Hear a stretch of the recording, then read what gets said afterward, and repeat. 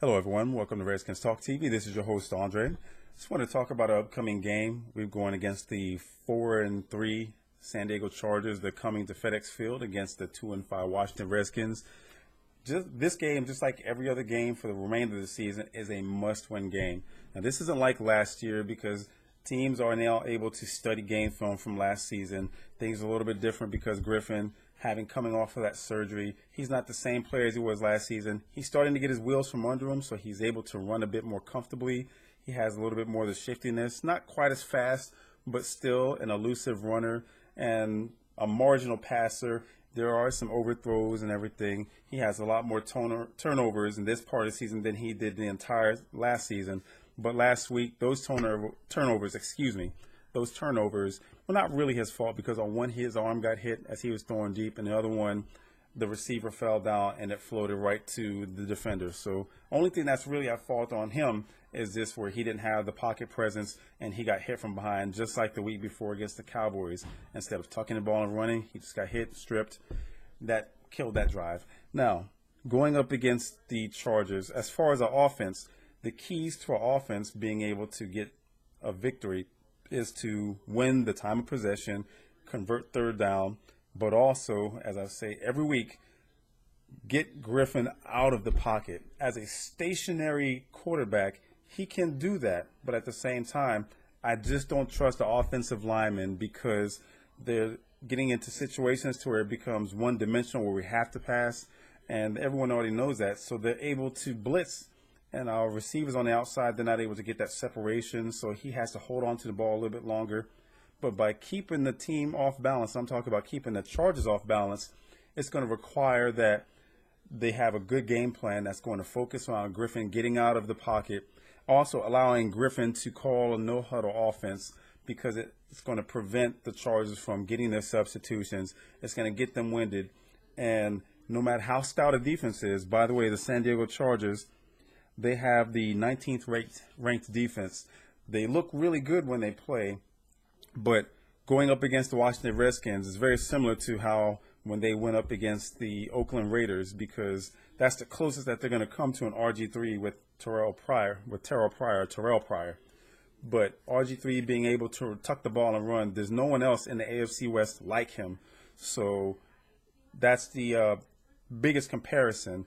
And RG3, he's going to be crucial in the victory, but also getting the ball to Alfred Morris.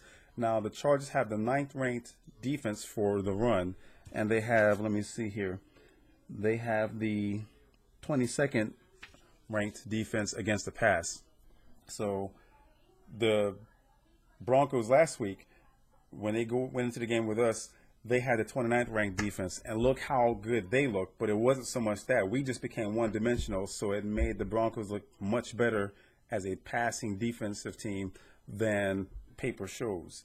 So we have to have an effective game to where we can convert first downs, to where we can matriculate down the field. I say that a lot, but that is true. So getting the ball down the field, getting the ball to Morris, challenge that defense so that we can get plays, get those first downs. That's going to be crucial. Pierre Garçon, Jordan Reed, Leonard Hankerson, those guys have to step up. Jordan Reed has been doing pretty good, so I think he's going to cause a lot of mismatching challenges for the Chargers, and I'm looking forward to seeing him having a good game. But I'm also looking forward to anyone that's in the slot, whether it's Aldrick Robinson or Santana Moss, also our flankers on the outside having good games. And that pretty much sums it up for the offense. Now for defense, basically dropping 6 or 7 defenders, because Phillip Rivers is going to drop 3 steps, get the ball out of his hands. That's going to prevent him from taking too many hits. He hasn't had a lot of mistakes this season like he did last season, so he's looking like a Pro Bowl quarterback at this point of the season. He's doing really good, so who knows how we're going to get that pressure on him. But also, watch out for Danny Woodhead and Ronnie Brown, especially on those screen plays. They're better pass catchers. They're a little bit elusive, more elusive than Ryan Matthews, who is more of a power runner compared to the other two.